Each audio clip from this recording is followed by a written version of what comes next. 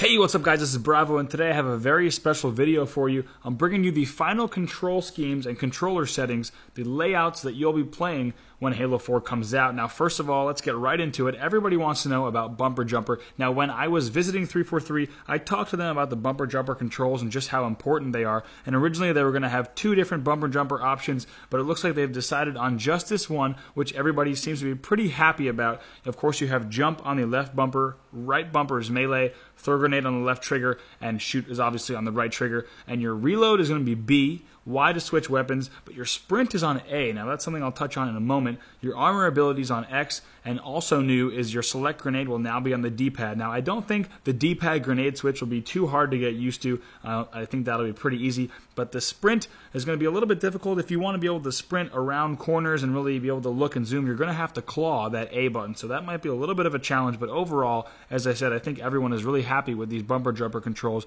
and I expect it to be a pretty popular option in Halo 4. So next up, let's talk about default. These are the settings that I played at E3, RTX, and Comic-Con because the Bumper Jumper settings were a little bit off.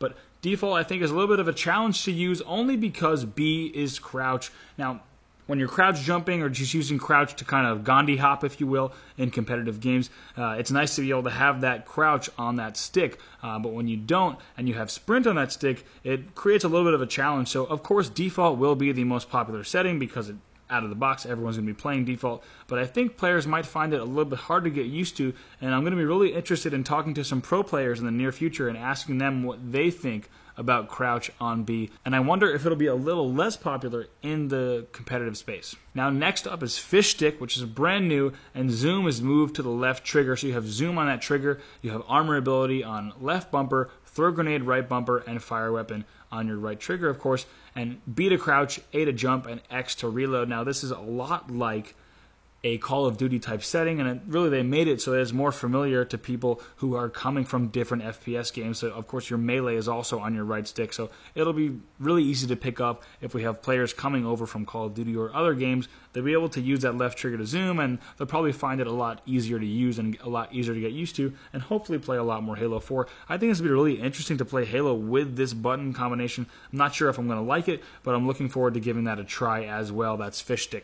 And next up is the return of green film. This is a controller layout that I've never personally used myself, but melee is on the right stick click, and zoom moves to the right bumper. So you have grenade on your left trigger, armor ability on your left bumper, zoom on your right bumper, shoot on your right trigger. As always, crouch is B, A to jump, and X to reload. You have look melee on that right stick click, and your movement sprint on the left stick click.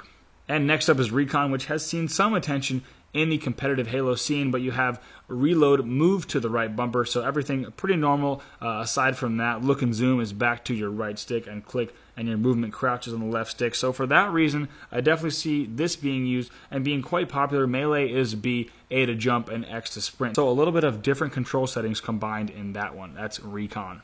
Next up is Southpaw, where the left and right triggers and bumpers are flipped. Obviously something I've never used, but if you are a Southpaw player, you'll go ahead and use this one. And lastly, we have Boxer. Now, I talked to the MLG Pro Dursky earlier today. I showed him this controller layout, and he personally said that he possibly sees himself using this. We have melee and throw grenade being swapped, and also sprint and crouch being swapped. So melee on the left trigger, armor ability left bumper, throw grenade right bumper, and fire weapon on the right trigger. Now B to sprint, A to jump, X to reload. So I definitely see this being an option for players who might want something a little bit different than Bumper Jumper. That right there is Boxer.